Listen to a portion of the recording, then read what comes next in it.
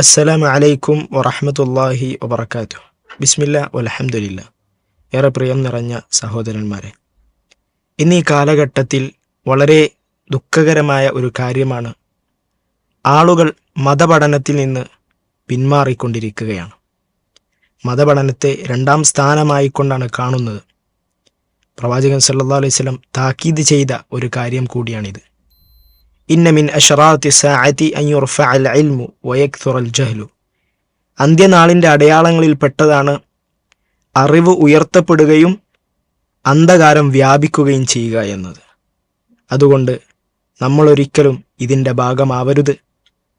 മതപഠനം പഠിക്കാൻ നമ്മൾ ഓരോരുത്തരും മതപഠനത്തെ ഒന്നാം സ്ഥാനത്ത് കണ്ടുകൊണ്ട് ശ്രമിക്കേണ്ടതുണ്ട്.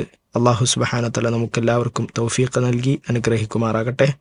വസ്സലാമു അലൈക്കും വറഹ്മത്തുള്ളാഹി വബറകാതുഹു.